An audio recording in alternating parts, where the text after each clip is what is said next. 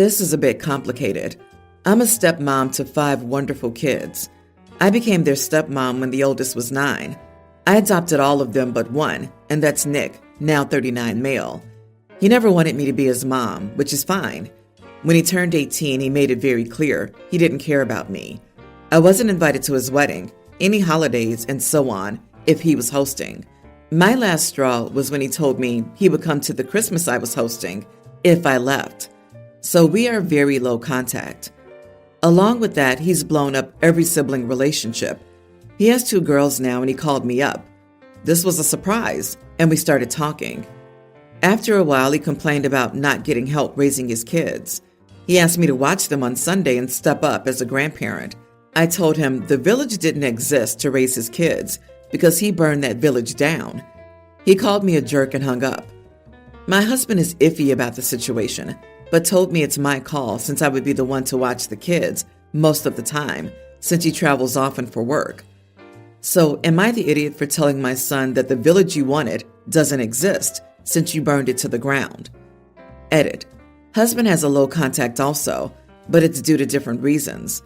Nick trashed his hunting cabin and refused to pay for the damages. Nick's mom said she was out and basically gave up her parental rights. I've never talked to her, and I don't think the youngest kids have even talked to her. Not the idiot. You're not his mother. His words. Why would you help him? Plus, he would only come to the Christmas you were hosting if you left. What kind of twisted logic is that? He's lucky you even talked to him at all. He's mistreated you. I wouldn't help him either. For years, he's made it very clear that you mean nothing to him. Right? So, Nick trashed your husband's hunting cabin and refused to pay. He's made his feelings about you very clear, and he's tortured his relationships with his siblings. Is that all correct? Nick is just a miserable SOB, and now that he needs your help, you're supposed to fulfill the role of the parent to which he spent years trying to stop you? Tell him to screw off. Agreed. Nick has no problem having no contact or telling OP to kick rocks until Nick needs something. Basically, OP is the solution to his own problem, not a human being that he crapped on for years, destroyed his own relationships, and is now reaping what he sowed. OP, please prioritize yourself and those in your life who care about you. Sorry, but your husband is an idiot too. Nick doesn't have to love you or consider you family, but he should be civil to his father's wife. Your husband should have demanded long ago that his son show you a modicum of respect. Now Nick realizes he messed up and is angling only for free childcare. Wish him well, but do not extend yourself for him in any form or fashion. So I, 28 female, recently got the opportunity to purchase a house that's been in the family for quite a while, 80 plus years. I've stayed in the home with my parents rent-free for nearly my entire life. I occasionally contribute to groceries, dinners, and household chores and yard work, but they've never charged me rent despite my offering. I work in public education and don't make great money, so it's been very helpful to save money. I've started the purchase process and have locked in an interest rate and have nearly everything ready. The closing date is set for a month from now.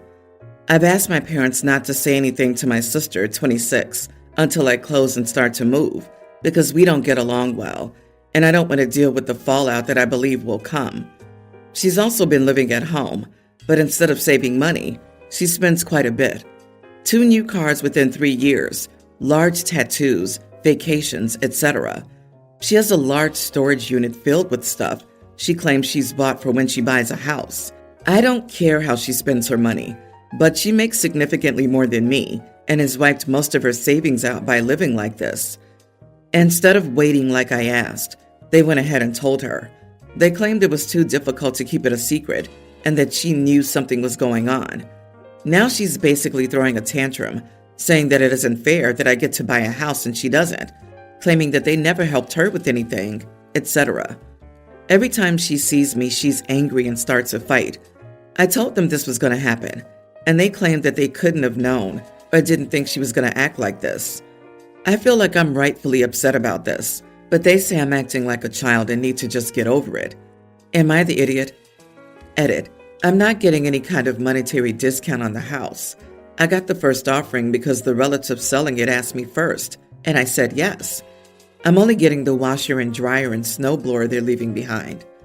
My sister has been shown the house by my parents, now that she knows.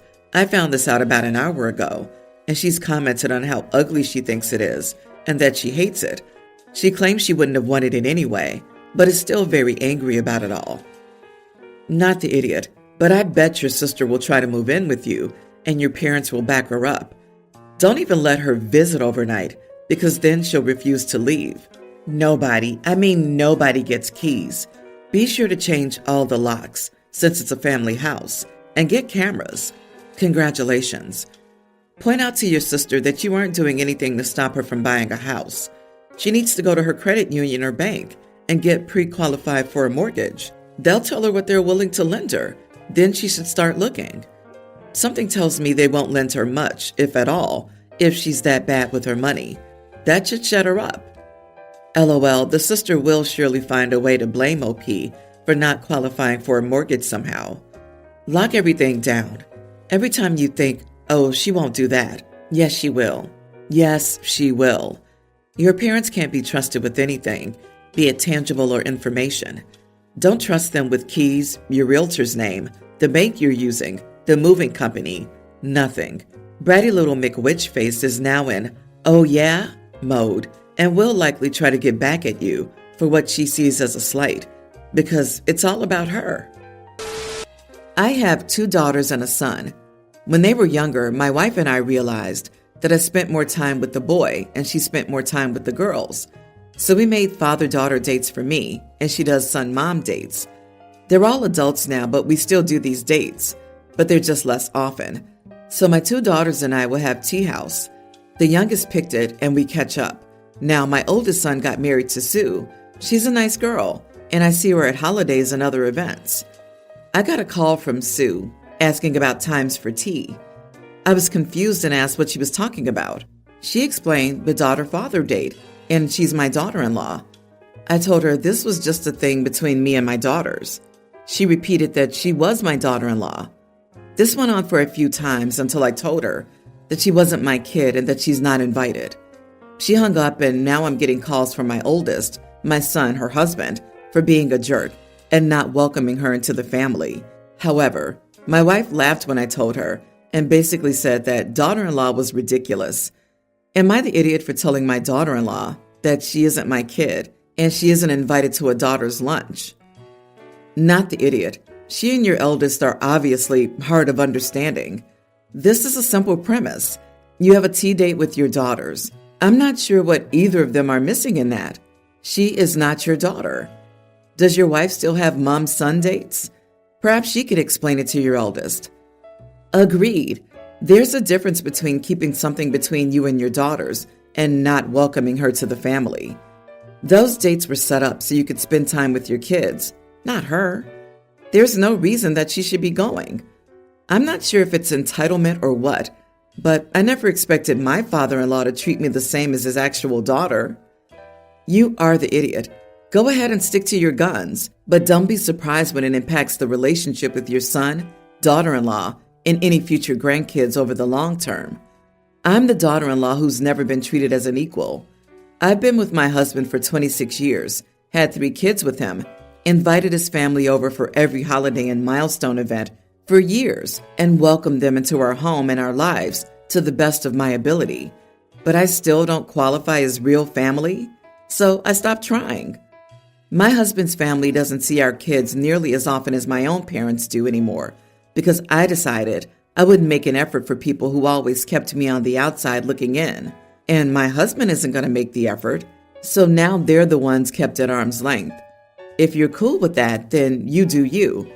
Just don't be surprised, angry, or hurt when your dismissive attitude towards your daughter-in-law comes back to bite you. Good luck with any future grandkids from your not daughter. Update. I had a conversation with my son, and he's the one who mentioned it to his wife. I explained what happened, and he told me he heard from Sue after she calmed down. He called me a jerk since she was crying, and he thought I flipped out on her. I also talked to Sue, and she gave an apology, and I apologized for being harsh.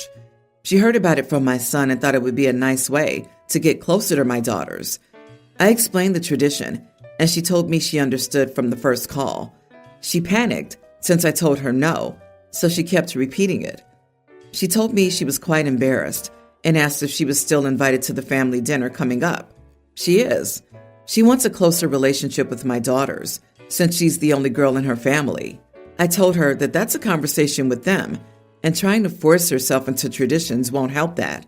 I suggested she invite them out to a winery or something. My daughter is 24 and living on her own. She has a job that supports her well, but she lives beyond her means.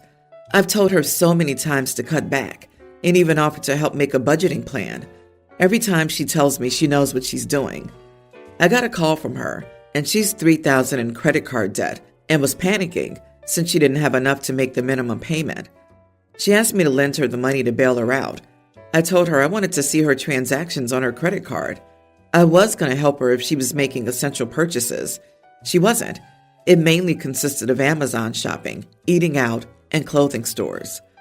I told her I would not bail her out of that debt since she was living beyond her means. I also brought up that she was planning a vacation that she couldn't afford.